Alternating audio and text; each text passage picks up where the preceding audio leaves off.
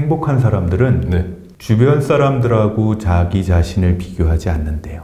네. 오히려 과거의 나와 현재의 나를 비교를 한답니다. 원래 인간의 자존감은 작은 성공을 경험해 본 사람이 자존감이 높다 그러거든요. 수험생들 분들 중에 그런 분들도 계세요.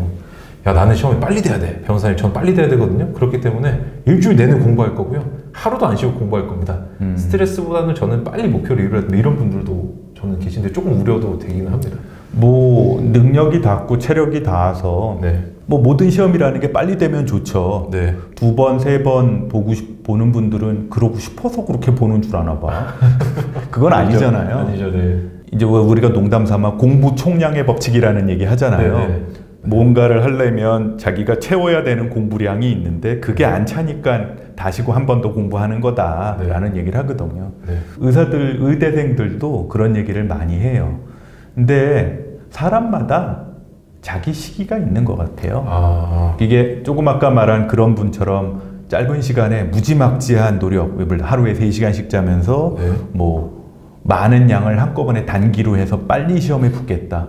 에너지를 다 쏟아부어서 그렇게 해서 붙을 수 있으면 좋죠. 근데 오히려 저라면 아까 그분처럼 다 쏟아붓는 걸 하지 말고 첫 번 시험에 안 될 가능성도 있거든요. 오히려 레귤러하게 꾸준하게 에너지는 좀 세이빙하면서 꾸준하게 하는 게 더 중요하고, 물론 막판에는 아무리 에너지 세이빙 하던 사람도 막판에 얼마 안 남겨놓고는 다 쏟아 부어야죠. 네. 근데 그건 당연한 거고, 평상시에 공부할 때는 막판이 되기도 전에 지칠 수 있어요. 너무 쏟아 부으면. 제가 좋아하는 TV 프로가 하나 있었는데 우연하게 채널 돌리다가, 여러분 복면가왕 잘 보시던 분들, 공부하시니까 텔레비 잘 안 보시겠지만 예전 몇 년 전 복면가왕 중에 탤런트한 친구가 나와서, 송재희라는 탤런트가 20살에 탤런트 되겠다고 서울 올라와서 13년 만에 탤런트가 됐대요. 13년 만에요? 네, 그리고 복면가왕 출연 제의도 몇 년 전에 받았는데 그땐 자기가 노래를 그만큼 못하니까 너무 나가고 싶은데 2년 동안 노래 연습을 했대요. 그래서 2년 후에 나온 거예요. 그래서 이 친구가 하는 얘기가, 나는 너무 하고 싶은데, 빨리 하고 싶은데 하고 싶은 마음만 있었지 조금 늦게 되더라. 그냥 늦게 되는 나를 받아들이고 꾸준하게 자기 자신을 그냥 그쪽을 향해서 노력하면서 살았다. 그게 내 인생이더라 라는 얘기를 그 복면가왕의 복면 벗고 그 얘기를 하더라고요. 그래서 저는 정신과 의사니까 명색이 그 오락 프로그램을 보면서도, 야, 저 친구가 나름 득도했구나. 어쩌면 시험을 준비하고 있는 여러분들도 마찬가지일 수 있을 것 같아요. 누구나 다 빨리 되고 싶어 하죠. 근데 그건 사람마다 다르거든요. 누구나 다 서울대 법대, 서울대 의대 가고 싶지. 근데 그것도 다 사람마다 다르잖아요. 그렇다 그래서 그러지 않은 사람들이 다 실패한 건 아니잖아요. 제가 좋아하는 말 중에 다른 사람과의 차이를 인정하는 것도 실력이라는 말을 되게 좋아하거든요. 그게 저는 또 이런 생각도 합니다. 제가 어떤 면에서 객관적으로 남과 다르게 부족한 부분이 있을 때, 불완전한 부분이 있을 때, 내가 나를 인정하고 사랑해주지 않으면 다른 사람도 나를 똑같이 대하지 않을까. 행복학을 연구하시는 분들은 그런 얘기를 해요. 행복한 사람들은 주변 사람들하고 자기 자신을 비교하지 않는데요. 오히려 과거의 나와 현재의 나를 비교를 한답니다. 그렇게 해서 조금씩 달라지고 발전하는 게 있다고 합니다. 그래서 과거의 나에 비교했을 때 성적도 예전보다는 처음 시작했을 보단 지금 훨씬 나아. 나아가고 있어. 심지어는 그때 찍은 증명사진이랑 지금 찍은 증명사진을 비교해봐도 그때보다 나아. 그러면 행복한 거거든요. 여러분도 지금 시험 몇 번째 준비하고 계시는지 모르겠지만 언젠가 돼요. 분명히 되는데 그 전에 처음에 그 힘들었을 때 정말 아무것도 없이 맨 땅에 헤딩할 때보다는 지금 훨씬 낫거든요. 처음에 조급해지면, 제가 우리 아까 큰 그림을 보고 쉬운 거 개념을 잡고서 내부를 채우는 걸 얘기를 했었잖아요. 마음이 급해지면 큰 그림 볼 시간이 없어. 안 봐지죠. 그냥 무작정 시험 소스 그것만 보고 달달달달 외우고.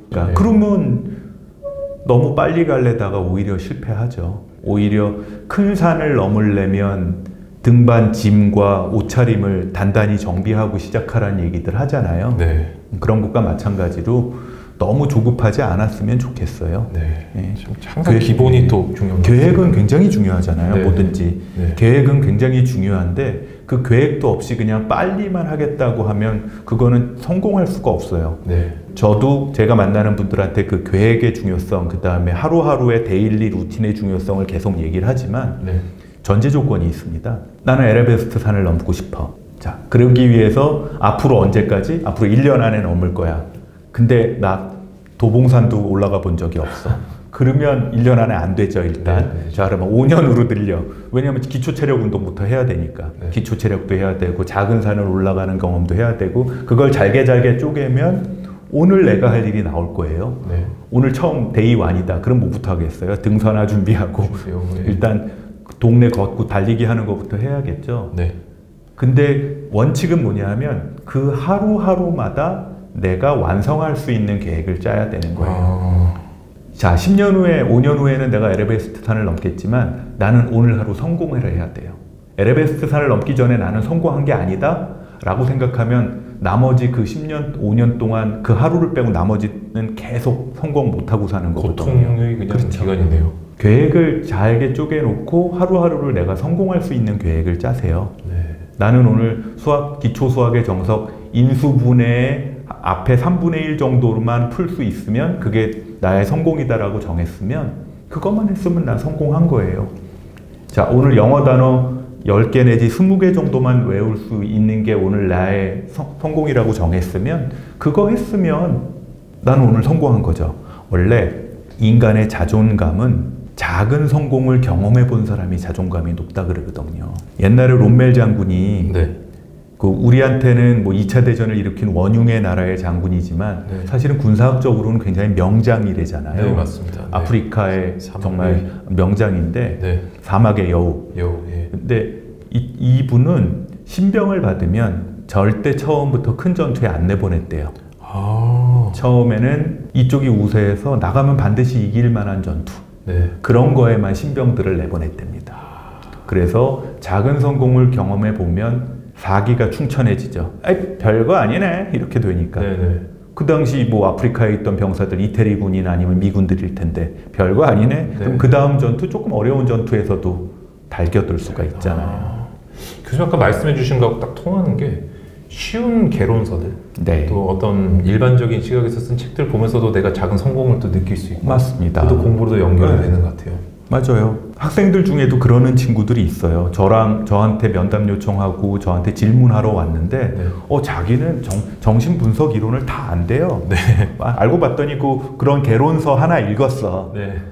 근데 이제 좀 더 성장을 하려면 네. 자기는 개론을 안 거고 큰 그림을 안 건데 큰 그림도 왜 그냥 그물도 여러 종류의 그물이 있잖아요. 네. 촘촘한 정치망 같은 그물이 맞습니다. 있고 아주 구멍 숭숭 뚫린 넓은 그물이 있는데 지금은 그냥 넓은 그물로 한번 본 거예요. 네. 그 다음 책은 조금 촘촘한 그물로 봐야 되고 네.